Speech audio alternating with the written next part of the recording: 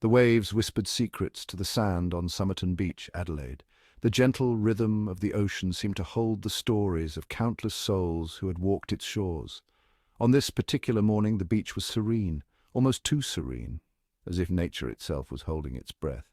It was December 1st, 1948, a day that would soon be etched into the annals of mystery and intrigue. The world was still recovering from the aftermath of World War II, and life was slowly returning to normalcy. But on this day, normalcy was shattered. The sun beat down on a scene of tranquility, but something was amiss. The beach, usually a place of joy and relaxation, now held an air of unease. The usual sounds of laughter and play were replaced by the distant cries of seagulls and the soft murmur of the waves. A lone figure lay sprawled on the sand, his head resting against the seawall. To the casual observer, he might have appeared to be resting, taking a break from the world. But a closer look revealed a different story. He seemed asleep, but something about his posture felt wrong. His body was contorted in a way that suggested he had not simply lain down to rest. There was an unnatural stillness to him, a silence that spoke volumes. This was no sunbather caught napping. The man's attire was out of place for a day at the beach. He wore a suit, neatly pressed, as if he had dressed for an important meeting or a special occasion. The man was well dressed, his suit pressed, his shoes polished. Every detail of his appearance suggested he was someone of importance, someone who took pride in his appearance. Yet here he was, lying lifeless on the sand. Yet he carried no identification, his labels meticulously removed. It was as if someone had gone to great lengths to ensure he remained anonymous. The absence of labels was a deliberate act, a clue that hinted at a deeper mystery. Who was this man found lifeless on the shore? What secrets did he carry with him to his grave? The questions began to swirl, each one more perplexing than the last. What series of events led him to this final resting place? Did he come here willingly, or was he brought here against his will? The footprints in the sand told a story, but it was one that was incomplete, leaving more questions than answers. The questions hung heavy in the air, unanswered whispers in the sea breeze. Police were baffled. They had seen many things in their line of work, but this was different. This was a puzzle that defied logic and reason. The man's pockets held a used bus ticket, some chewing gum and a few cigarettes. These mundane items only deepened the mystery. They were the remnants of a life, but they offered no clues about the man who had carried them. There was nothing to reveal his identity. No wallet, no identification card, nothing that could tell the police who he was or where he came from. It was as if he had been erased from existence. His fingerprints yielded no match. The mystery deepened.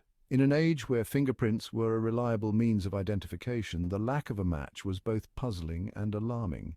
It was as if the man had never existed in any official capacity. This was no ordinary death on the beach. This was a case that would challenge the very foundations of investigative work. The beach, once a place of solace, had become a crime scene, a place where the unknown and the unexplained converged. This was the beginning of a puzzle that would captivate the world for decades.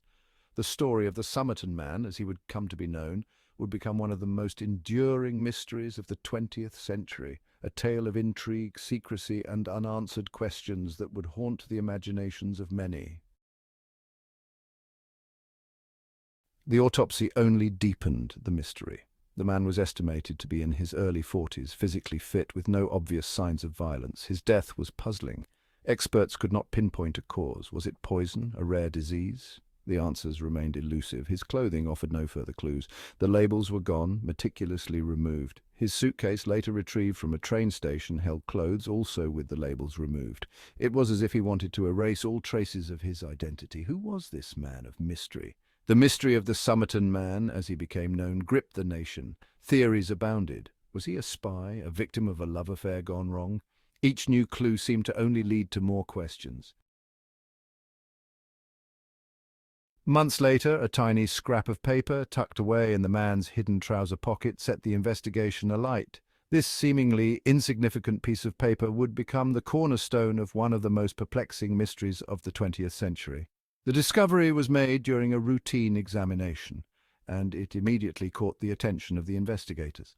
The paper was so small that it could have easily been overlooked, but its presence hinted at a deeper, more complex story waiting to be unraveled. The words Tamám Shud were printed on it. These words, meaning the end, or finished in Persian, were a cryptic clue that seemed to suggest a finality, a conclusion to something unknown. The phrase was enigmatic, and its presence on the scrap of paper raised more questions than it answered. What was ending? Whose story was finished? The investigators were left to ponder these questions as they delved deeper into the mystery. They were ripped from the final page of a book of Persian poetry, the Rubaiyat of Omar Khayyam. This book, known for its profound reflections on life and mortality, added a poetic layer to the mystery. The Rubaiyat is a collection of quatrains that explore themes of existence, fate, and the transient nature of life.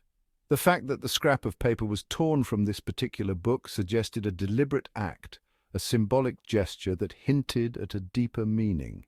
The book itself was eventually found, handed in by a man who claimed to have found it discarded in his car on the night the Somerton Man was last seen alive. This revelation added another layer of intrigue to the case. The man who found the book had no apparent connection to the deceased, and his discovery seemed almost too coincidental. The book's presence in his car raised questions about how it got there and what it meant for the investigation. Inside the book's cover, faint pencil markings revealed a coded message. This message, written in an unknown cipher, was a tantalizing clue that suggested a hidden communication. The markings were faint, almost as if they were meant to be overlooked, but their discovery opened up a new avenue of investigation. Cryptographers and codebreakers were brought in to decipher the message, but its meaning remained elusive. Could this be the key to unlocking the mystery? The coded message was a puzzle within a puzzle, a riddle that seemed to hold the answers to the questions surrounding the Somerton Man. The investigators were determined to crack the code, believing that it would shed light on the man's identity and the circumstances of his death. The message was a beacon of hope in an otherwise baffling case. The discovery of the Tamám Shud note, meaning the end or finished in Persian, added a layer of intrigue. This note, with its finality and sense of closure, was a stark contrast to the open-ended questions that plagued the investigation.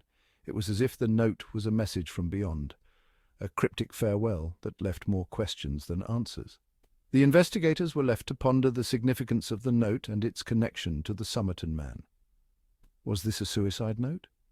The possibility that the Tamám Shud note was a suicide note was a theory that gained traction among the investigators. The finality of the words suggested a deliberate act, a conscious decision to end one's life. But the lack of any other evidence to support this theory left it as just one of many possibilities. The investigators were left to speculate, their minds racing with the implications of such a note. Or was it something more sinister? The alternative theory was that the note was a message from someone else, a clue left by a perpetrator to taunt the investigators. The shadowy figure in the background of the investigation loomed large, a reminder that there were still many unanswered questions. The possibility of foul play added a darker, more ominous tone to the case, and the investigators were left to consider all possibilities. The Rubaiyat itself, with its themes of life, death, and the fleeting nature of time, only deepened the enigma.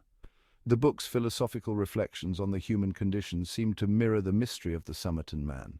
The investigators were left to ponder the connections between the book, the note, and the man, searching for answers in the poetic verses of Omar Khayyam. The case of the Somerton Man remains one of the most enduring mysteries, a puzzle that continues to captivate and intrigue to this day. Section 4. Codes and Ciphers. Codebreakers from across the globe tried to crack the code. They worked tirelessly, but the message remained stubbornly indecipherable. Was it a random sequence of letters, or did it hold the key to the Somerton Man's identity and fate? Some experts speculated that the code contained information about Cold War espionage, given the timing of the man's death. Was he a secret agent, silenced by enemies? The theory was plausible, but without cracking the code, it remained just that, a theory. The Somerton Man's case file grew thicker, filled with dead ends and unanswered questions. Years passed, and the mystery remained unsolved. The man with no name seemed destined to take his secrets to the grave. Section 5. The Woman in the Shadows. In the dimly lit corners of history, some stories remain shrouded in mystery, and some figures, like the woman in the shadows, hold secrets that could unravel the truth. In a strange twist, a new lead emerged from an unexpected source. It was a revelation that no one saw coming, a clue that seemed to appear out of thin air, casting new light on the enigma of the Somerton Man. A woman named Jessica Thompson came forward, claiming that she recognized the Somerton Man from a plaster bust created by police. This bust, a hauntingly accurate representation, stirred memories long buried in Jessica's mind. She believed he was her former lover, a man she knew only as Robin. The name Robin echoed through her past, a whisper of a time filled with passion and secrets. Jessica's revelation added a personal dimension to the cold case, making it more than just a mystery, but a story of lost love and hidden truths. Jessica, however, was reluctant to reveal her full story. Her hesitation was palpable, as if she was weighing the consequences of every word she might utter. What was she afraid of? Was it the judgment of society, or was there a deeper, more personal fear that held her back? She seemed to be hiding something, her eyes filled with a mixture of fear and sadness. Those eyes, windows to her soul, reflected a turmoil that words could not capture. They spoke of a past that was both beautiful and tragic, a past that she was not ready to fully disclose. Was she protecting the memory of a lost love, or was there something more to her story? The questions lingered, each one more pressing than the last. Was Jessica's silence a shield for her heart, or was it a barrier to a truth that could change everything?